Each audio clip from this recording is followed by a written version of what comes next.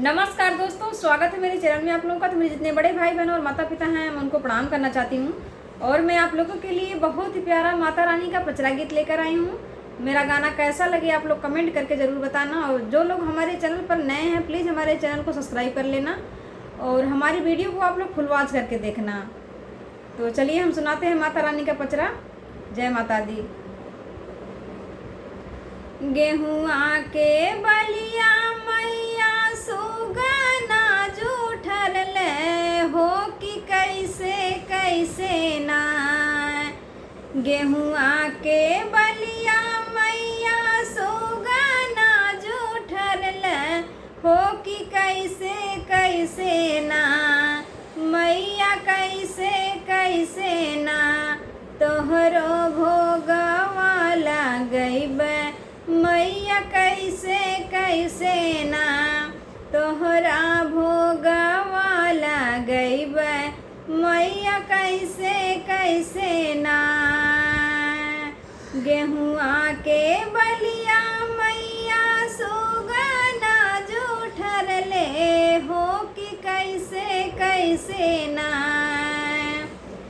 गेहुआ के बलिया मैया सुगना जूठल ले हो कि कैसे कैसे ना तोहरा भोगवा लगैबे। मैया कैसे कैसे ना तोहरा भोगवा लगैबे। मैया कैसे कैसे ना। कवनो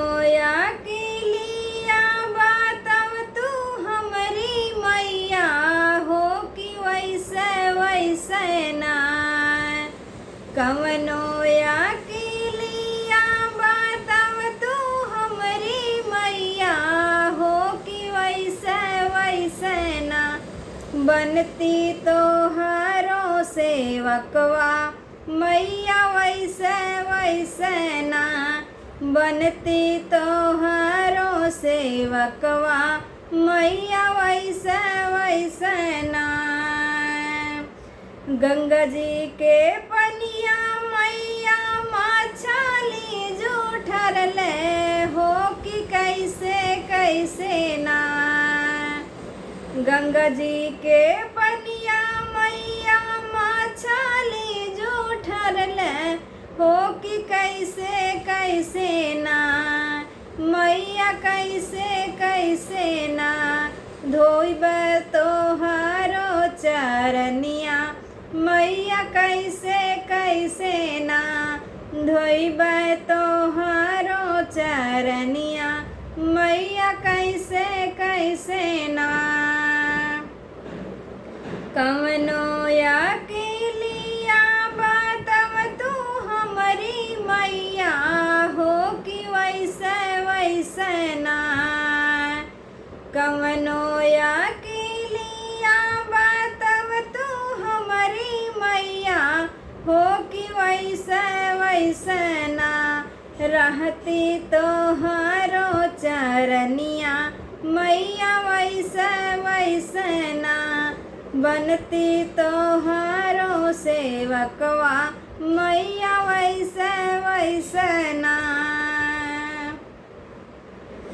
अड़हुल के फूलवा मैया भावरा जूठल ले हो कि कैसे कैसे ना।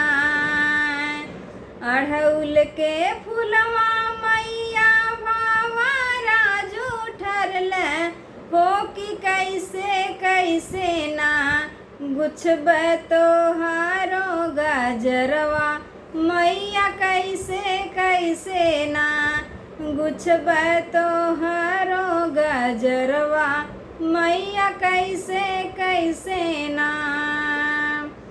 कवनो या किलिया बताव तू हमरी मैया हो कि वैसे वैसे ना। कवनो या किलिया बताव तू हमरी मैया हो कि वैसे वैसे ना। बनती तोहरो सेवकवा मैया वैसे वैसे ना। बनती तोहरो सेवकवा मैया वैसे वैसे ना। गैया के दूधवा मैया बछड़ा जूठर ले हो कि कैसे कैसे ना।